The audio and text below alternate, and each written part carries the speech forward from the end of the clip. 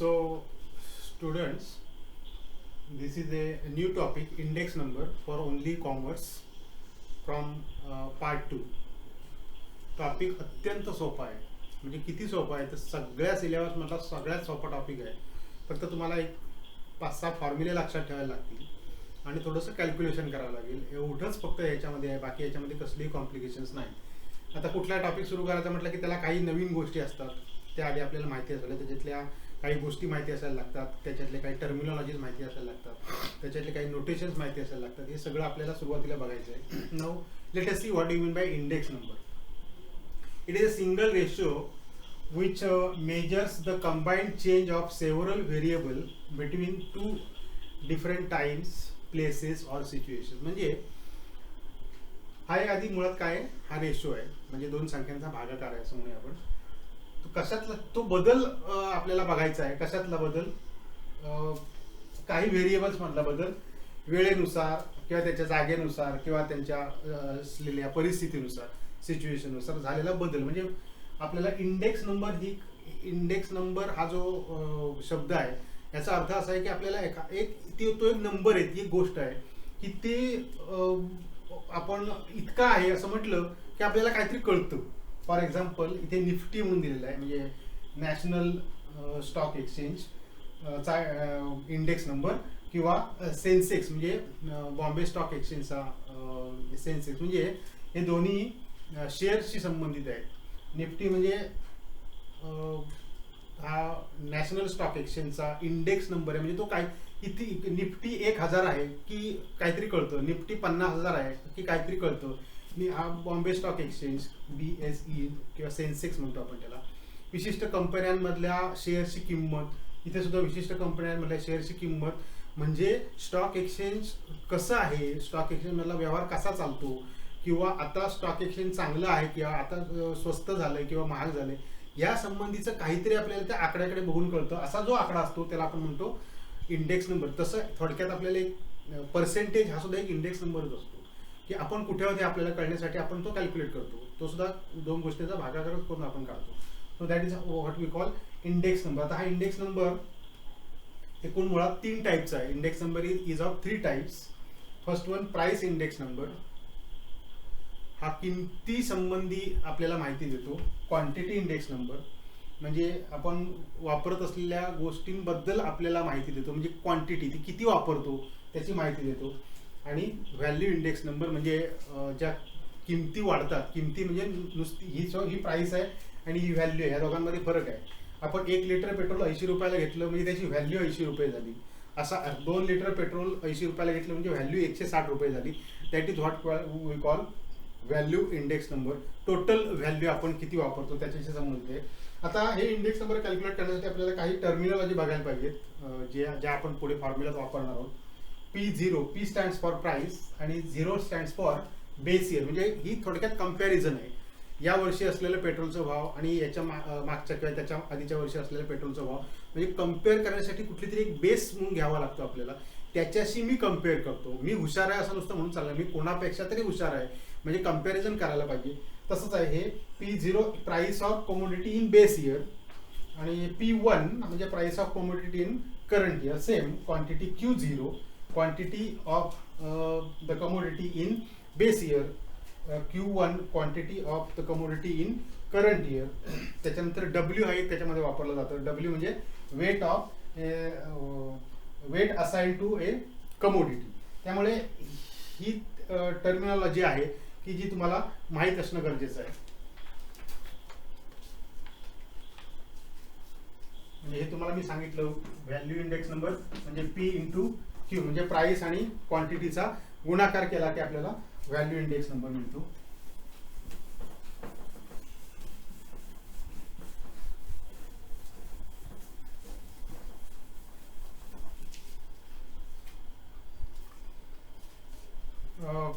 पुढचा टॉपिक आहे construction of index, म्हणजे इंडेक्स नंबर कसा तयार होतो. त्याच्यामुळे 2 मेथड आहेत. Method 1 it is simple aggregate method. Simple aggregate method आता मुळात इंडेक्स नंबर म्हणजे कुठलाही महत्व तो प्राइसचा असो, क्वांटिटीचा असो किंवा व्हॅल्यूचा असो, इंडेक्स नंबर साठी अक्षर वापरलं जातं आय, आणि तो आपण करतो P1/P0 इंटू 100 अशा पद्धतीने कॅल्क्युलेट केला जातो. अर्थात हा प्राइस इंडेक्स नंबर आहे, कारण प्राइसेस घेतल्यात आपण इथे. म्हणजे price of the current year upon price of the base year into 100 केल्यानंतर जी क्वांटिटी येते that is called index number denoted by capital I. अजून काही टर्मिनॉलॉजीज आहेत. P01, so it is the price index number for current year with respect to the base year. See, this 0 means base year and 1 means current year. The P means this is capital P, this P1 is small p1 and this P0 is small p0. Now this is capital P01 means it is price index number of the current year with respect to the base year. In the same way we use Q01, quantity index number of current year with respect to the base year, and we use V01, value index number for current year. 1 means current year with respect to the base. This is P1 means price and this is P01 means price index number. So these are two different terminologies.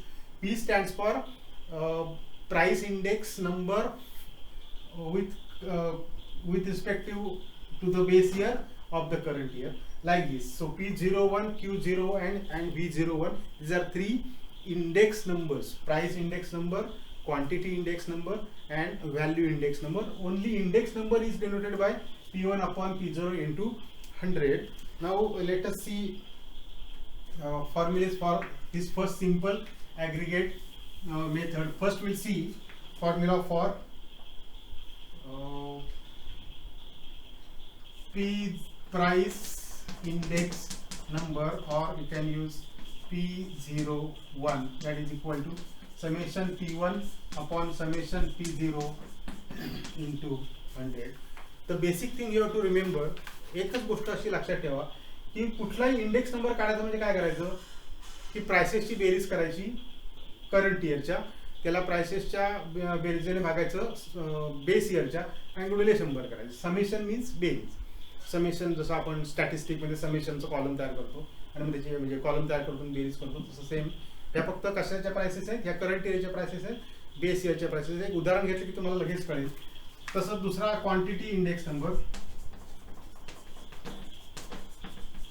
Q01, summation Q1 upon summation Q0 into 100. म्हणजे एक जरा तुमच्या formula लक्षात राहिला की index number calculate करायचा तर फक्त प्राइस इंडेक्स नंबर असेल तर P1 आणि P0 घ्यायचे, क्वांटिटी इंडेक्स नंबर असेल तर Q1 आणि Q0 घ्यायचे. राहिला तिसरा म्हणजे value index number V01 which is equal to summation actually V1 upon summation V0 into 100. पण V1 म्हणजे आपल्याला नेमकं काय ती माहिती नसलं तर आपण हाच फॉर्म्युला थोडा मॉडिफाय करून लिहू शकतो.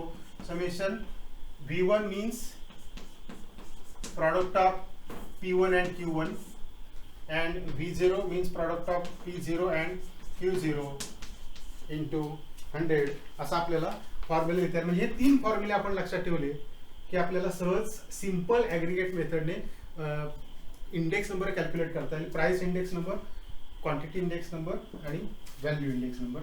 So let us see some.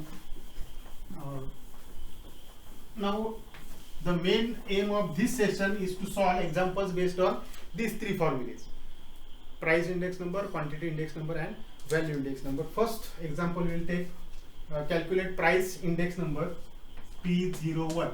Now see, in example it is not given as P01. Just for simplicity I am writing this one. The question is find price index number for the following data using simple aggregate method. See, there are two methods. This is simple. It is clearly stated in the example that which method you have to use. Here it is given as commodity, then price in 2000 and price in 2003. This how an example stands. Suppose A, B, C, D E. For the sake of simplicity, I have taken commodities A, B, C, D. This can be particular in next example. We'll see that one. Suppose these prices are 30, 35, 45, 55, and 25. Then it is 30, 50, 70, 75, and 40. Now see this example, which is a simple one. This is price in 2000 and this is 2003. This is the current year. So actually this is P1 and this is P0 for those notations. Price in base year, that is 2000, P0. Price in 2003, that is P1.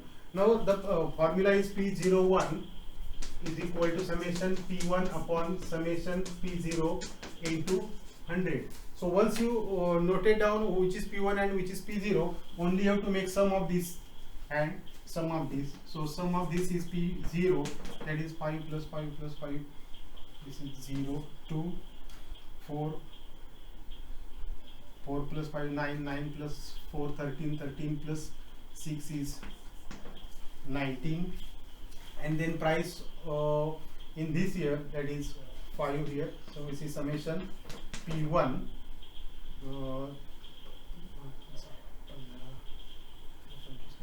265. Let us sum once again. 5 15 15 2 2 4 5 4 9 4 13 14 15 16 17 190. Once again, see, once you do the calculation, it should be perfect. So it is better to do 2 times if it is not very lengthy. This is 5, so 4 11 is 7 18 26. Now just you have to put the values. It is 265 upon 190 into 100. Now while doing this calculation, this 1 0 you can cancel. Then you have to divide by 90. आता 19 ने भाग आपल्याला लावता आला पाहिजे. 19 एके 19. सर्वसाधारणपणे index number हा 100, 200, मॅक्झिमम अगदीच कुठल्या केसमध्ये आला तो 250, 300 यापेक्षा पुढे इंडेक्स नंबर येत नाही. आणि 10, 20, 30, 40 असा पण शक्यतो येत नाही. It has some range 100 to 200 or 100 to 300 like that. उरले 7, 7 5 75, 19 17, 19 76, 19 3 57 म्हणजे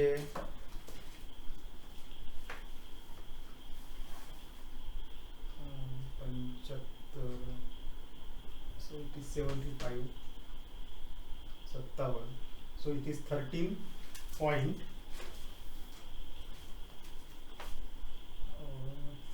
57.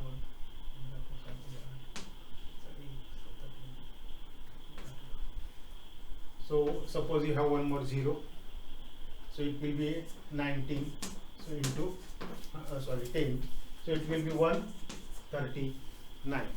म्हणजे कॅल्क्युलेशन केलं की साधारण लक्षात येतं. आता ह्याच्यावरून तुम्हाला समजायचं काय आहे, what is the meaning of the price index number is 139.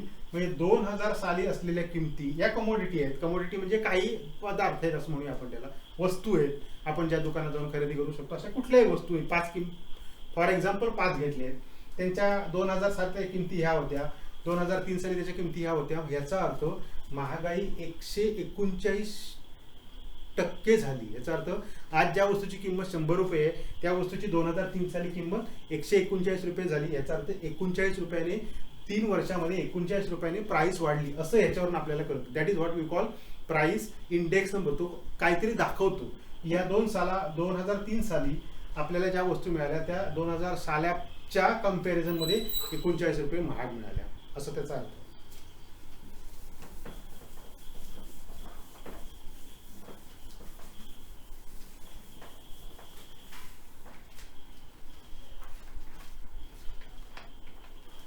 अजून एक एक्झाम्पल घेऊया. Quantity index number commodity quantity in 2000 and quantity in 2004. Again commodities will be A, B, C, C, D, E, N, F.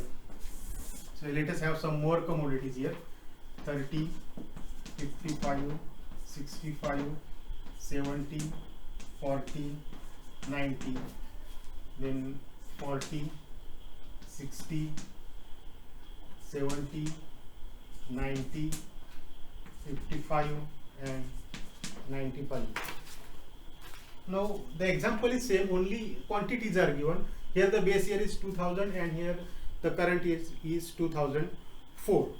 Now the formula is same, Q01, because you are finding quantity index number, so it is Q01, which is equal to summation Q1 upon summation Q0 into 100. This is base year, so this will be Q0, and this is current year, so this will be Q1. Only thing you have to sum this one and sum this one.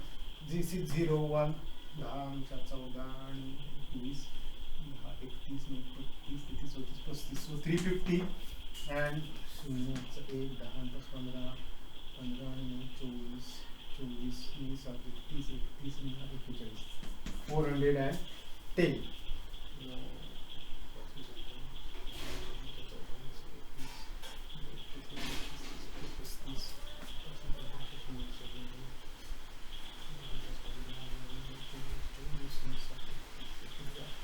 Now just you have to put the values, that is 410 upon 350 into 100,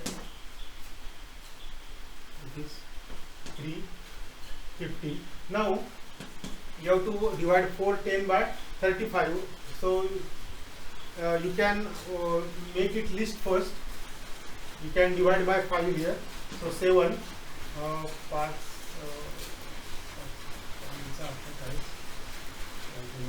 into 10.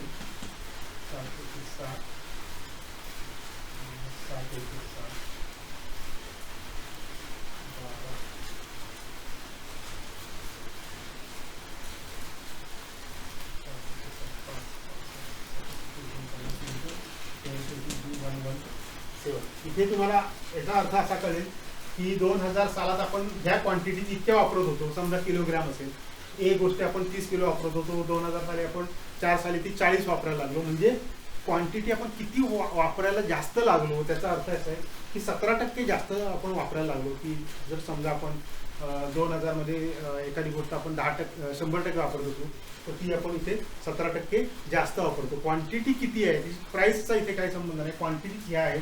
पहिल्यांदा 30 वापरतो, मग 40 वापरायला लागलो, मग 55, मग 60. साधारणतः भेटलं तर सगळ्याच क्वांटिटी वाढलेल्या तुम्हाला दिसतील. किती वाढ झाली हे समजण्यासाठी आपण कॅल्क्युलेशन केलं तर 117 वगैरे. अजून तुम्ही एखाद दुसरा डेसिमल पॉईंट पुढे गेलं तर पॉईंटमध्ये उत्तर येईल, पण साधारण 3 आकडी उत्तर काढलं तरी ते सफिशियंट असतं. आता तसंच एक उदाहरण घेऊया आपण व्हॅल्यू इंडेक्स नंबरसाठी.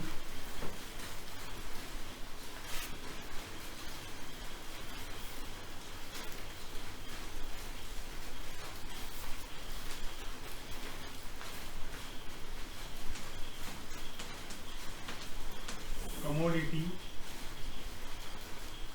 base year, current year.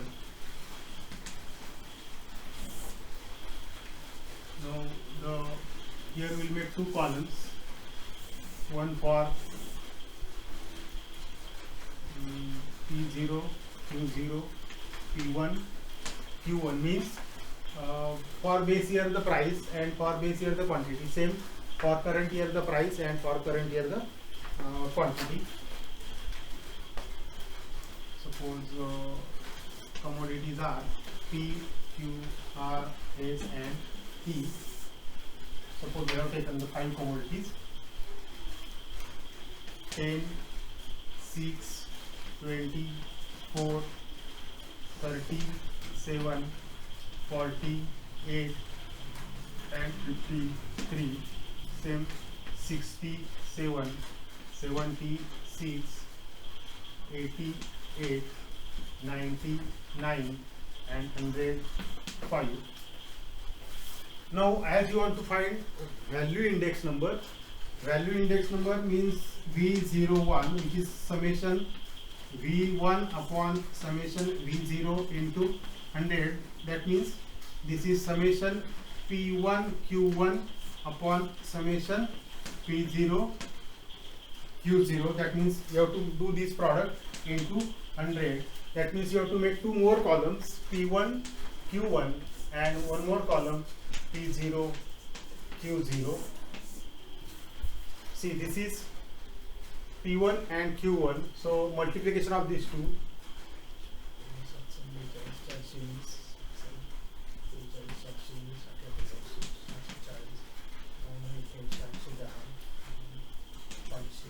Now sum these so that you can get this column 0 0 0 1.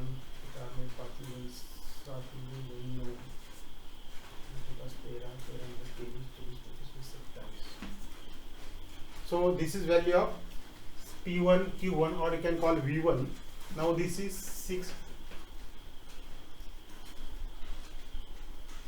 60, then 80,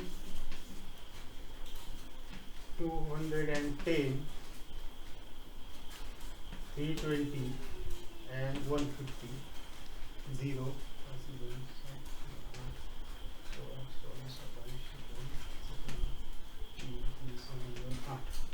820. Now you can put these values here. म्हणजे व्हॅल्यू इंडेक्स नंबर मध्ये थोडं तुम्हाला कॅल्क्युलेशन करावं लागतं, कारण या डायरेक्ट कॉलमची बेरीज करून तुम्हाला चालत नाही. हे तुमचं आहे V1 आणि हे आहे V0. So it is 2790 upon 820 into 100. So you can keep the 100 as it is, cancel out this one. Now to divide 279 by 82 is not a easy thing, but if you do that calculation, then you can find the value index number very easy. आपण जर calculation केलं तर ते 340 येते. ह्याचा अर्थ तुमच्या लक्षात येईल की 2000 साली, सॉरी करंट बेस इयर कुठलं घेतलं माहित नाही, पण बेस इयर मध्ये आपल्याला एखादी एवढ्या वस्तू खरेदी करण्यासाठी लागणारी किंमत आणि नंतर लागणारी किंमत ह्याच्यात किती फरक आहे. जवळजवळ 340 झाली, म्हणजे 100ची 340 झाली, म्हणजे जवळजवळ 3.4 पट किंमत वाढली एखाद्या गोष्टीची खरेदी करायला गेलो आपण तर. असा ह्याचा अर्थ आहे. तेव्हा आपल्याला ह्या व्हॅल्यू इंडेक्स नंबर किंवा ह्याच्यावरनं काय कळतं तर बेस इयर मधली स्थिती आणि आजची स्थिती, किंवा जे करंट इयर आपण घेतो त्याची स्थिती, मग प्राइस असो, क्वांटिटी असो किंवा व्हॅल्यू असो, यामध्ये आपल्याला ह्या गोष्टी कळतात. आणखीन 2 उदाहरणं फक्त आपण बघूया. मी आधीच फळ्यावरती उदाहरणं लिहून ठेवली. Calculate Y if aggregate price index number is 125. म्हणजे जरा फॉर्म्युला तोच वापरायचा आहे, पण जरा उदाहरण वेगळं आहे. इथे तुम्हाला प्राइस इंडेक्स नंबर दिलेला आहे आणि ह्या 2 कॉलममध्ये इथे हा वाय दिलेला आहे. ह्या वायची व्हॅल्यू तुम्हाला काढायची आहे. सोडवायची पद्धत ती जरा कॅल्क्युलेशन जास्त करावं लागेल. ह्या कॉलमची बेरीज आपण नेहमीप्रमाणे करतो. ही बेस प्राइस 9798, आधीचं वर्ष असतं बेस इयर, म्हणजे हे तुमचं झालं P0 आणि हे तुमचं झालं P1. याची बेरीज केली आपण. हे सगळे आकडेच आहे त्यामुळे डायरेक्ट बेरीज केली. फक्त हे बेरीज करताना हे आकडे आहेत त्यांची बेरीज आली 70 आणि हा वाय आहे त्यामुळे अधिक वाय, एवढं फक्त भान ठेवायचं आपल्याला. 70 अधिक वाय लिहायचे, काही जण 70 वाय लिहितात. त्याच्यानंतर नेहमीचा तुमचा जो फॉर्म्युला आहे तोच लिहिला आपण. इथे ही किंमत ठेवली, त्याच्यानंतर ही 76 ठेवली गुणिले 100, इथे ही 125 व्हॅल्यू घातली. आता काय केलं आपण, म्हणजे इथून पुढे कॅल्क्युलेशन प्रत्येक जण वेगवेगळ्या पद्धतीने करू शकतो. मला हे 100 इकडे भागवा असं वाटलं म्हणून मी भागलं, हे तसंच राहिलं. इकडे भाग लावला 25चा, म्हणजे 25ने भाग लावला. 5/4 बरोबर 70 अधिक y/76. तिरकस गुणाकार केला तुमच्या भाषेत सांगायचं झालं तर. ह्यांचा गुणाकार एवढा आला आणि ह्याने याला जेव्हा आपण गुणतो तेव्हा आपण काही वेळा 70ने 4ला गुणतो, 280 येतात, पण 4ने वायला गुणत नाही, त्यामुळे चुकून आपण इथे वाय लिहितो आणि मग वेगळीच किंमत येते. त्यामुळे इथे 4 वाय लिहायला विसरू नका. हे वजा केले की 100 येईल. ही किंमत 4 वायची झाली, त्यामुळे वायची किंमत 25 आली. अर्थात कुठल्याही व्हेरिएबलची किंमत आली की साधारण त्या कोष्टकात ती बसते काय बघायचं आहे. इथे जर ती मी वायची किंमत 25 लिहिली तर आधी 16 होती आणि मग ती 25 झाली, आधी 12 होती मग ती 8 झाली. 8 म्हणजे थोडक्यात याच्यात कुठेतरी ती मॅचिंग व्हायला पाहिजे. एवढं समजा 200 तुम्ही इथे समजा 4 वाय लिहिलं नसतं तर 100 आली असते, म्हणजे ते खूपच मिसमॅच दिसलं असतं. या आकड्यामध्ये 100 हा मॅच होत नाही. त्यामुळे साधारणतः किंमत आली की जवळपास आपण आहोत उत्तराच्या, हे आपल्याला स्वतःला समजू शकतं. आणखीन एक उदाहरण तसंच घेतलंय. इथे तुम्हाला P01 म्हणजे प्राइस इंडेक्स नंबर 120 दिलेला आहे आणि एक्सची किंमत काढायसाठी हा इथे एक्स आहे बघा. सेम तसंच आहे मागाच्या सारखंच. आपण डायरेक्ट बेरीज आधीच करून ठेवली आहे की 210 अधिक एक्स लिहायची आहे, 210 एक्स लिहायची नाही आणि ह्याची बेरीज 224. फॉर्म्युला आपला हाच आहे, त्यामुळे वेगळा फॉर्म्युला लिहायची गरज नाही, फक्त किमती ठेवणार आहे मी. ही किंमत दिलेली आहे 120. तुम्हाला हे बघायचं बेस इयर आहे, म्हणजे हा तुमचा P0 आहे आणि हा तुमचा P1 आहे. म्हणजे 224 भागिले 210 अधिक एक्स गुणिले 100. सेम तसंच करणार आहे. 100ने आपण इकडे भागलं की येईल 120/100 बरोबर हेच येईल. आता डायरेक्ट जर तुम्हाला चालतंय का बघा, 6/5 म्हणजे 20ने आपण भाग लावला तर तुमचं कॅल्क्युलेशन येईल 6/5 बरोबर 224/210 अधिक एक्स. आता तुम्हाला ह्याला 5ने गुणायचे आणि याला 6ने गुणायचं. ही एक्सची टर्म आहे, त्यामुळे पण डाव्या बाजूला ठेवूया, म्हणजे साधारणतः 21 26 असेल. 102 अधिक 6x बरोबर 5 × 0 8 2 5 2 10 2 12 2 1 5 2 10 आणि 11 असं येईल डायरेक्ट. आता काय होईल यात काय चुकलं होतं, 6 2 12